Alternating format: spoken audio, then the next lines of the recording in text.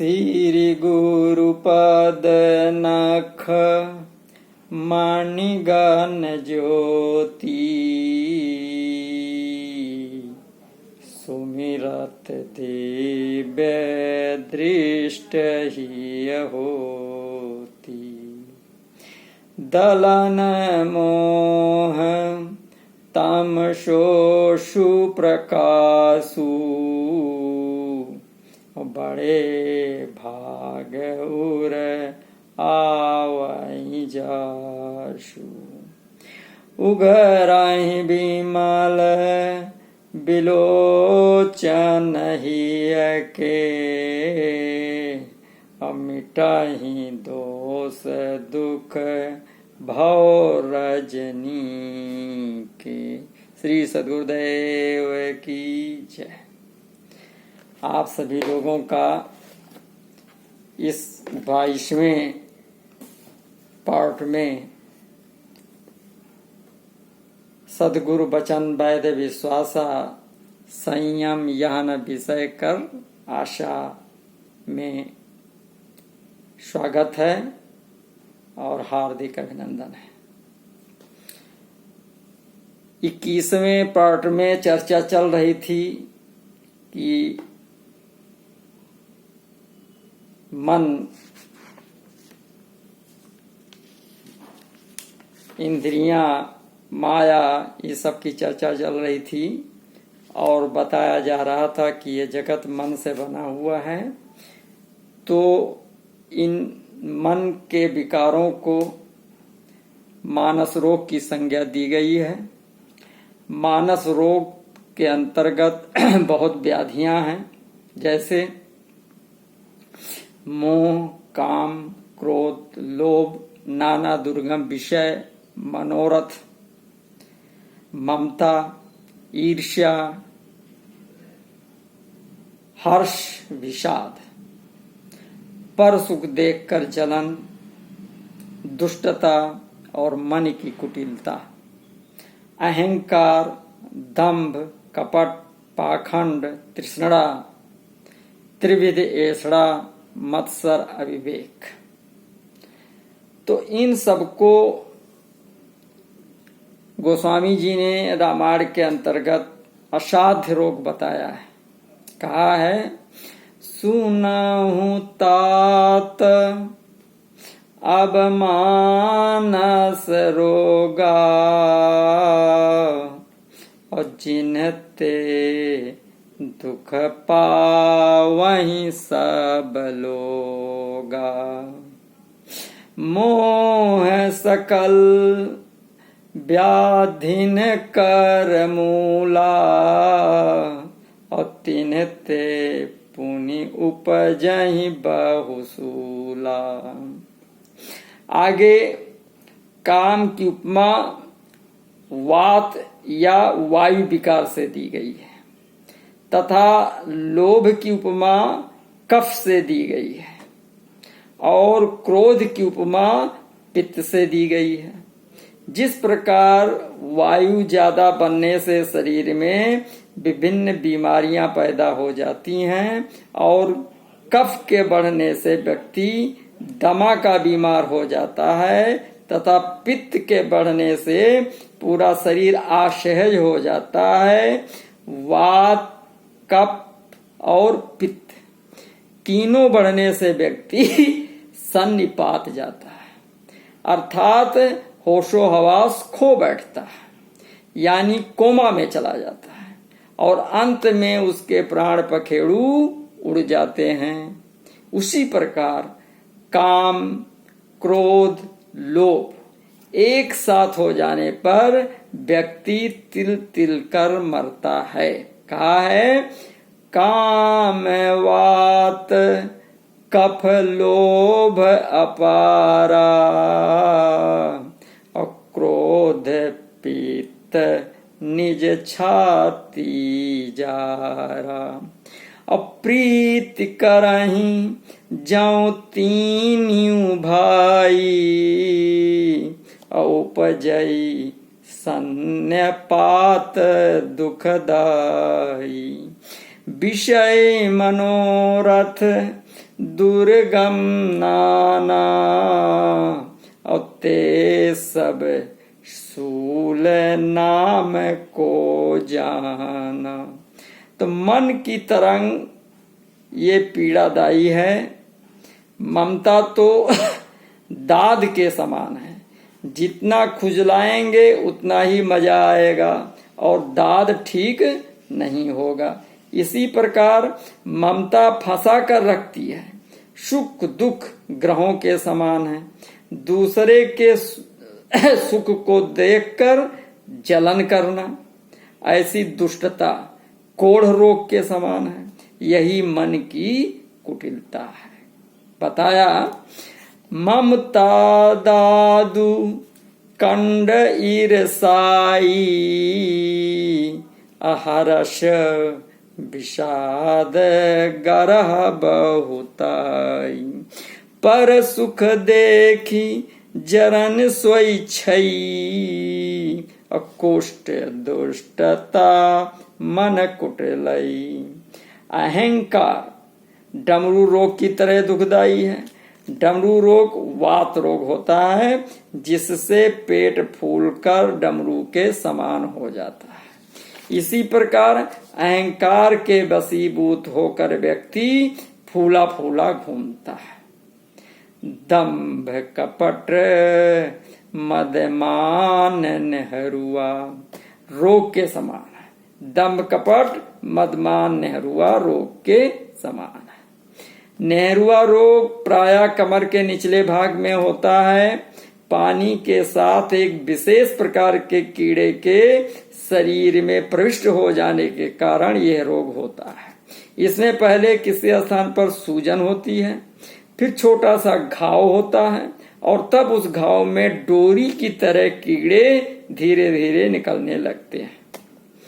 अहंकार अति दुखद डमरुआ, और दंभ कपट मद मान नेहरुआ। तो दंभ त्रिदोष जन नेहरुआ है, क्योंकि मान की इच्छा से कपट के आधार पर मद संयुक्त ही दंभ किया जाता है। तो वहां जहां मान की इच्छा ना हो और ना कपट हो तो वहां दंभ नहीं मिलेगा। मद वातज नेहरुआ, कपट कफज नेहरुआ और मान पित्तज नेहरुआ। तो अपमान होने से क्रोध रूपी पित्त बढ़ता है। जैसे नेहरुआ रोग बहुत काल तक शरीर में गुप्त रहता, पता नहीं चलता, वैसे ही दंभादि गुप्त रहते हैं, पता नहीं चलता। पर एक दिन जब वो तांत के समान बाहर निकलने का प्रयत्न करता है, तब रोगी को जो पीड़ा होती है वो वही महसूस करता है। वैसे दंभ भी उघरहि अंत न होई निबाहु वाली स्थिति होती है। तृष्णा उदर वृद्ध अति भारी, और त्रिविध ईसना तरुण तिजारी। तृष्णा अत्यंत भारी जलंधर रोग है। तृष्णा से कभी पेट नहीं भरता। पेट भर जाए, संतोष हो जाए तो तृष्णा ही कहाँ। ये तो दिनों दिन ही नहीं बल्कि क्षण क्षण अधिकाधिक होती जाती है। तृष्णा कहीं नकीन बौराहा। इसी प्रकार जलंधर रोग हो जाने पर व्यक्ति मर ही जाता है। अतः तृष्णा कभी समाप्त न होने वाला अति भारी है। त्रिविध ईष्णा। त्रिविध ईष्णा क्या है? शुद्ध, वित्त और नारी। शुद्ध, वित्त और नारी, ये तीनों प्रकार की इच्छाएं प्रबल तिजारी है। तिजारी क्या है? तीसरे दिन आने वाले ज्वर को तिजारी कहते हैं। इसे मियादी बुखार भी कहा जाता है। इससे आमाशय, हृदय, कंठ, सिर और संधि, ये पांचों जो कि कफ के स्थान हैं, प्रभावित हो जाते हैं। जो ज्वर अपने प्रारंभ से 7 दिन का हो जाता है उसे तरुण तैयारी कहते हैं। इसी प्रकार सुत वित्त लोक ईसना तीनी और कह के मत इन कृत न मलिनी। स्त्री पुत्र धन आदि की नित्य नई चाह होने से उसको तरुण तिजारी बताया, क्योंकि ये भी नित्य नवीन होती है, तीसरे दिन नवीन होकर आती है। जुग विधि ज्वर मत शरय विवेका और कहाँ लगे कहाँ हूँ कुरोग अनेका। मत्सर और अविवेक 2 प्रकार के ज्वर हैं। मत्सर विषय ज्वर है और अविवेक शीत ज्वर है। शीत ज्वर अंत का ज्वर है, मरते समय यह ज्वर होता है शीत ज्वर। उसी प्रकार अविवेक भी आत्मा को आच्छादित किए हुए रहता है, कभी भी अपने आप को जानने नहीं देता।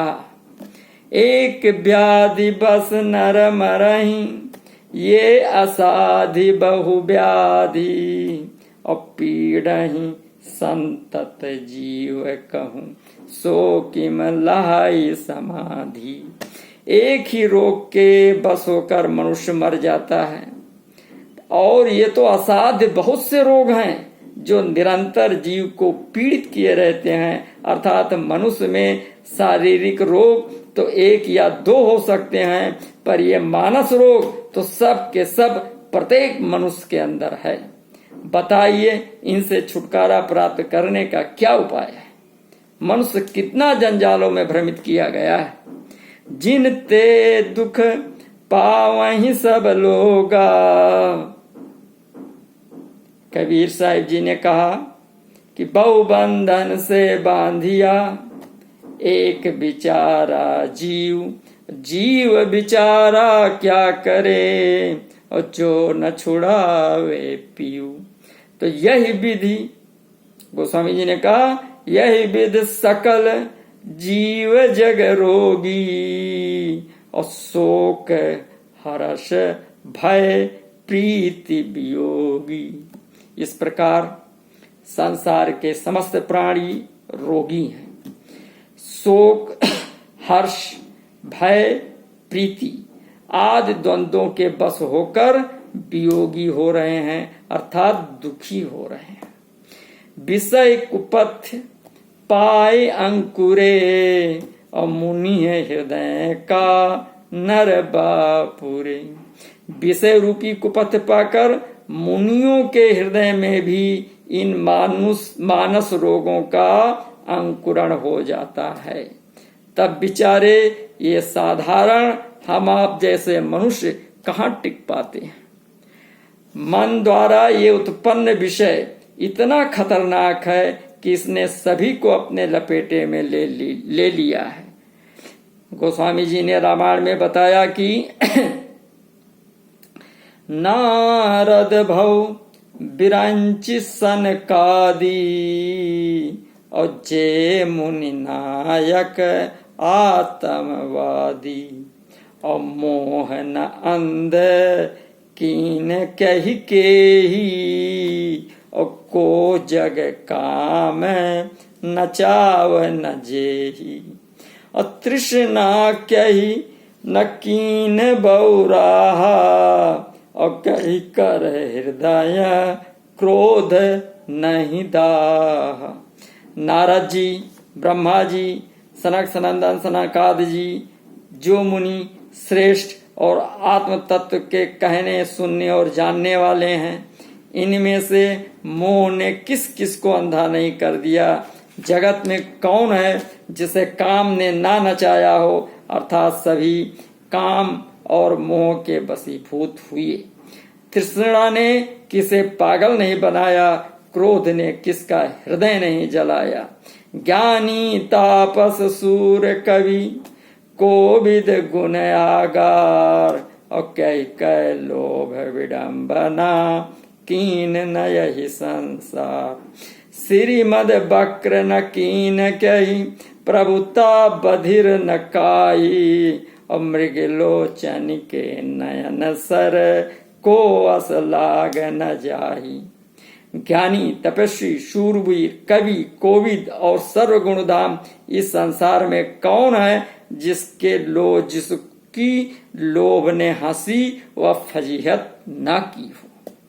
लक्ष्मी अर्थात धन वैभव के मद ने किसे टेढ़ा नहीं किया, प्रभुता ने किसको बहिरा नहीं कर दिया। ऐसा कौन है जिसे मृगनयनी अर्थात सुंदर स्त्रियों के नेत्र कटाक्ष रूपी बाण न लगाओ। गुण कृत सन्यपात नहीं के ही, को न मान मद तजेऊ निभेही।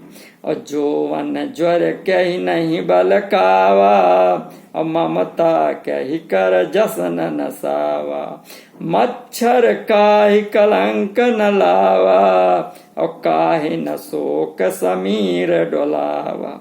गुणों का किया हुआ सन्निपात किसे न हुआ। सत, रज और तम 3 गुण हैं, वैसे ही वात, पित्त और कफ त्रिदोष हैं। जब तक इनमें से एक भी स्वास्थान पर ठीक है तब तक संभल जाने की आशा रहती है, और तीनों का प्रकोप जब होता है तब सन्निपात होता है।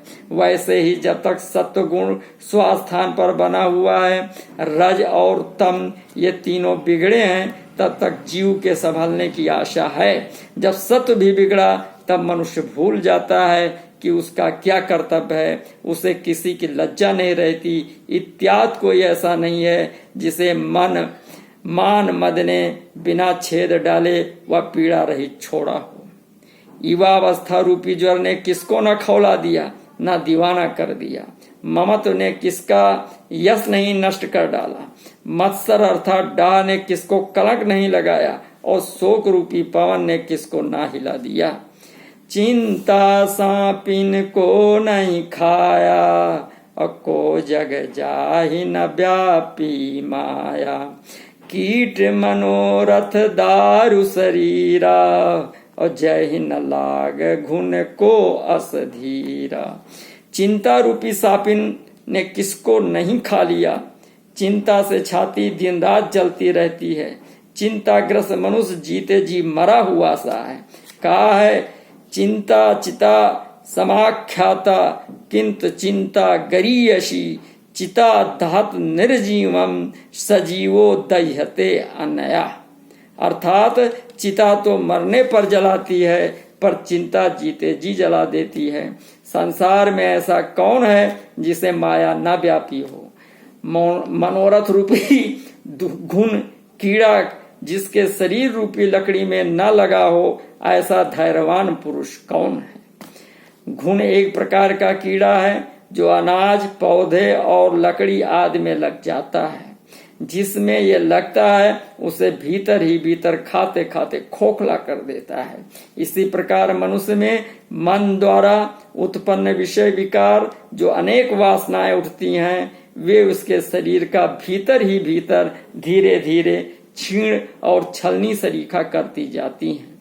ये सब माया कर परिवारा, और प्रबल अमित को बर नहीं पारा। उपरोक्त सभी माया के परिवार हैं जो जो बताया गया है, जिसका वर्णन नहीं किया जा सकता। माया में मन समाया हुआ है। इन दोनों के संयोग से बहुत बड़ा परिवार बन गया। इनके संतान ऐसे हैं, समझने का प्रयास किए। माया और मन के संयोग से जो संतान हुए, पुत्र हुए, वो पुत्र हैं इनके मोह, काम, क्रोध, लोभ, दंभ, गर्व, मद, अधर्म।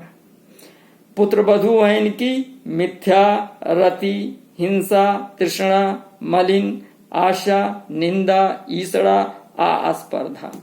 कन्या है इसकी प्रवृत्ति, दामाद है इसका अज्ञान। इन दोनों के जो संतान हैं, प्रवृत्ति और अज्ञान के मिलकर के संशय, विक्षेप, आलस्य, निद्रा, अनर्थ, रज, तम, कपट, चबाप, असंयम, नाना रोग, यंत्र, मंत्र, नाटक, प्रपंच, जाल इत्यादि। इन मन और माया से कोई नहीं बच पाया। इससे शिव जी और चतुर्मुख ब्रह्मा जी भी डरते हैं इनके सामने अन्य जीव किसी गिनती में ही नहीं आते। शिव चतुरानन जाहि डराही, और अपर जीव कही लेखे माही। इन दोनों से उत्पन्न समस्त कार्य प्रणाली को कोई समझ नहीं पाया, यही भव रोग है। कबीर साहब जी ने मन को बहुत ही नजदीक से जाना और परखा, मन का पूरा पूरा ऑपरेशन कर कर रख दिया। ब्रह्मांड के तीनों देवता से लेकर साधक तक आदि सृष्टि से अब तक मन को ही तो नहीं समझ पाए, जो कि सभी भवरोगों का कारक है। मात्र कबीर साहिब जी ने व वर्तमान में संत सदगुरु जी जिनकी चर्चा मैं कर रहा हूं, मन के एक एक हरकत को उजागर करके रख दिया। कहा कि मन ही स्वरूपी देव निरंजन, तो ही राख भरमाई। हे हंसा तू अमर लोक का पड़ा काल वश आई। बताया कि निराकार रूप में मन ही तो संपूर्ण ब्रह्मांड में व्यापक है, यही तो परम ब्रह्म परमेश्वर है, यही तो आत्म कल्याण में सबसे बड़ा बाधक है। 5-25-3 का पिंजड़ा, तामे त्वहि राखा अटकाई। तुझसे बिसर गई सुध घर की, काल तो ही रहा धर खाई। इन महाकाल से भी कोई भी नहीं बच पा रहा है। सिद्ध साधु ऋषि मुनि और देवा सब मिल करें निरंजन सेवा। सभी केवल निरंजन के आदेश का पालन कर रहे हैं। मन स्वरूपी देव निरंजन के हकीकत को कोई नहीं समझ पा रहा है। तो मन बहुत ही भयंकर है। सब चीज पूरे विश्व में सब जितना भी किया धरा सब मन का है। तो इस मन का परिचय हम और अगले वीडियो में सद्गुरुदेव जी की कृपा से देंगे। तब तक के लिए आप लोगों को बहुत बहुत धन्यवाद। आप लोगों से प्रार्थना है कि आप वीडियो को जो सुन रहे हैं, आप अगर सब्सक्राइब नहीं किए हैं तो उसे सब्सक्राइब कर डालें, बेल आइकन को दबा दें। इसके बाद में लाइक करें, शेयर करें और कमेंट्स भी करें।